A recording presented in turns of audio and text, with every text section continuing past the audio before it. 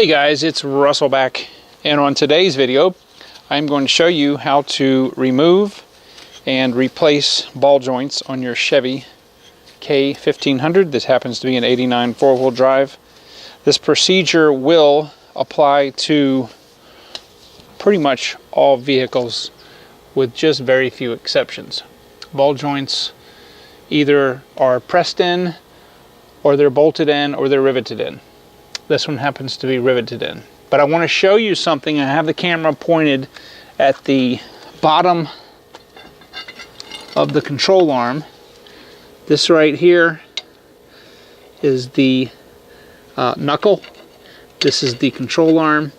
And in the middle here is the ball joint. Now I want you to watch what happens when I move the wheel.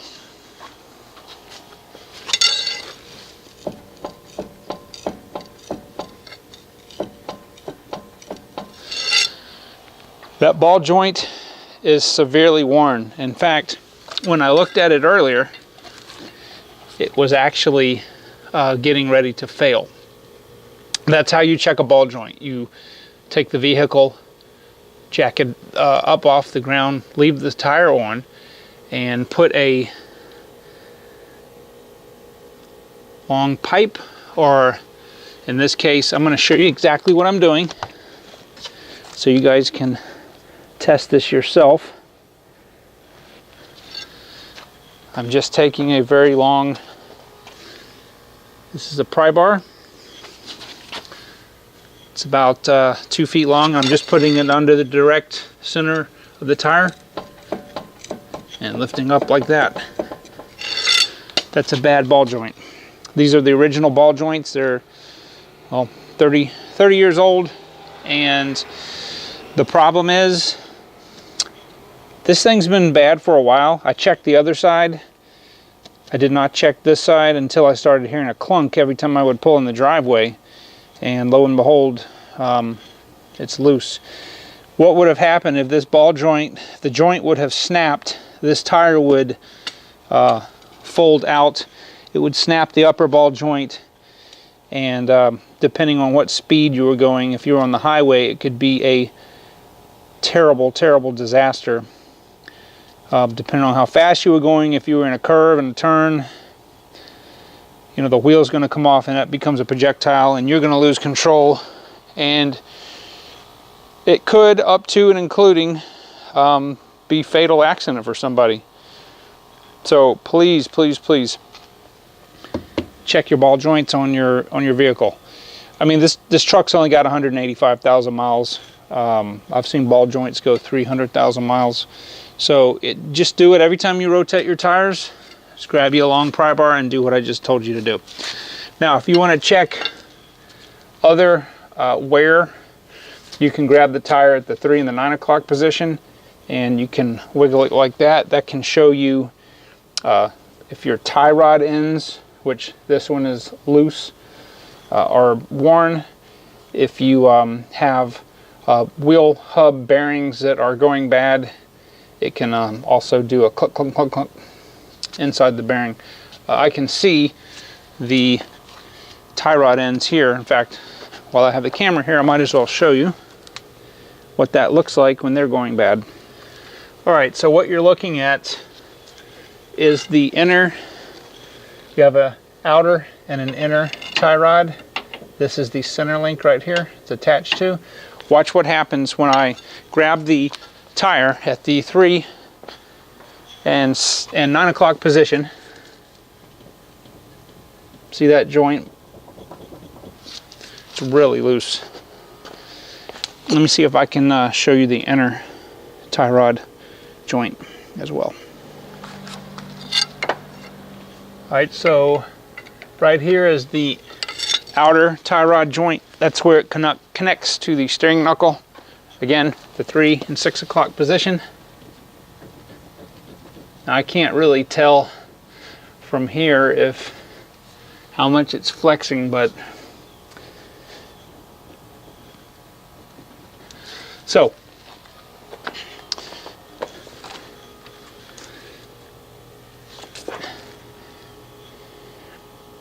it's really cold out here.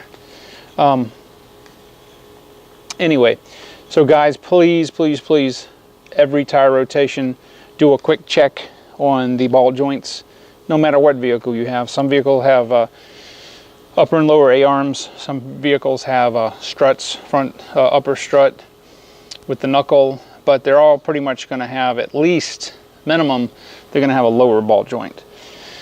It just depends on the design. So the rest of this video, I'm going to show you how to take off the ball joints and how to replace them.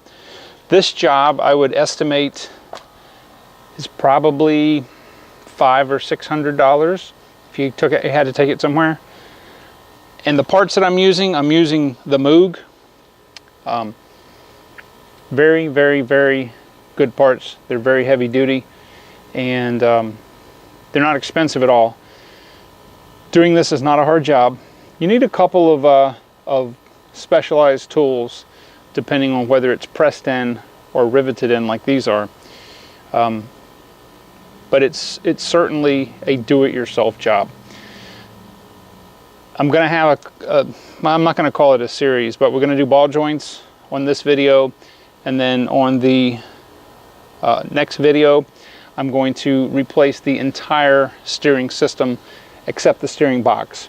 We're going to replace the inner and outer tie rod ends, the idler arm, the pitman arm, and the center link.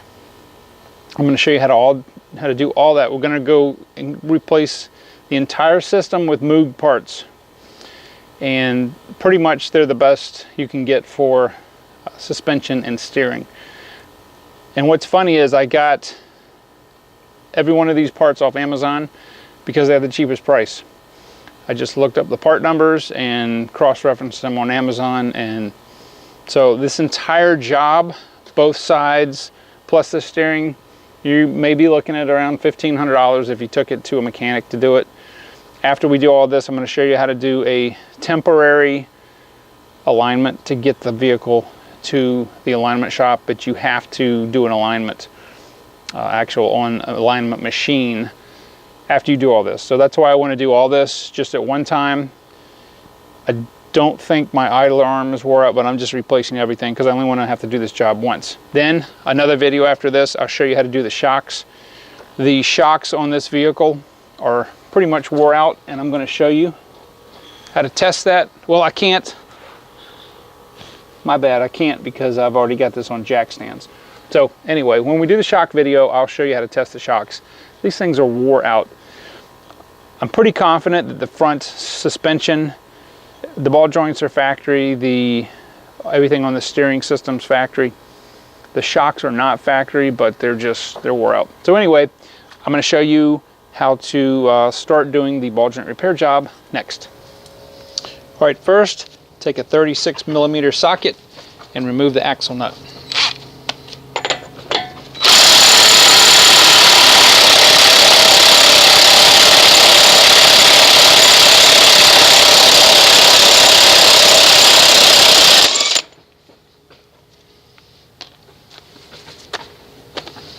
Next, remove all the lug nuts, remove the wheel.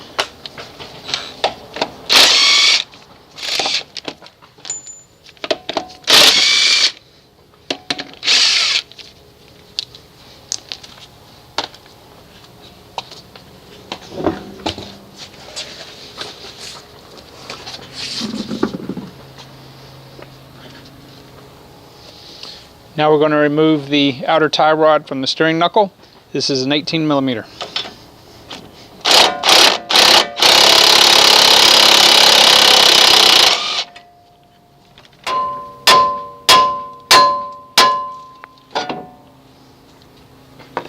This is the original, one of the original pieces, so that's why it took a few extra taps. With the 13mm, remove the sway bar end link.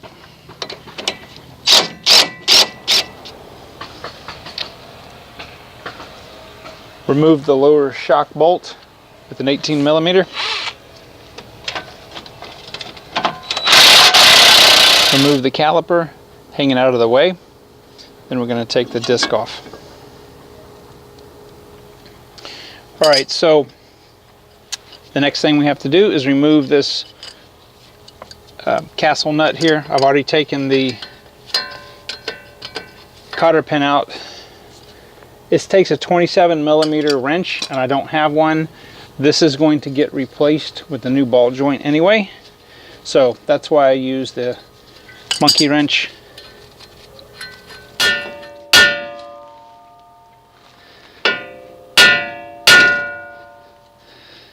The spindle and everything will just drop down just like that, and we'll go ahead and finish these rivets here. This is going to be the fun part right here. These are riveted in. You have two choices. You can either grind these off, or you can, well, actually you have three choices. You can grind them off, you can drill them out, or you can use an air hammer. And what is more fun than using an air hammer? Alright, so we're going to take our air hammer and we're going to chisel the rivets off.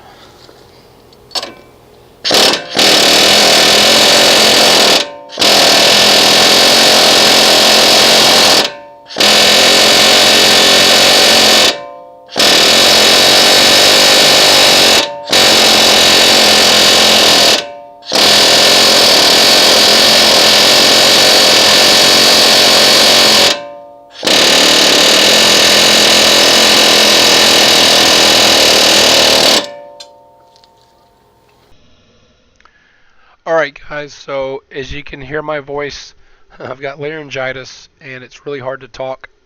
And I was using my GoPro here. I wanted to try something a little different.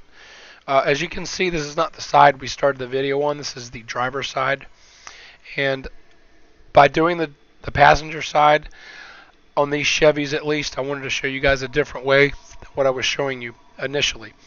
I'm using an 1/8 inch drill bit, and I ground the tops of the rivets flat. I used a center punch, and then I started to use this small 1/8 inch. This is just a black oxide drill bit.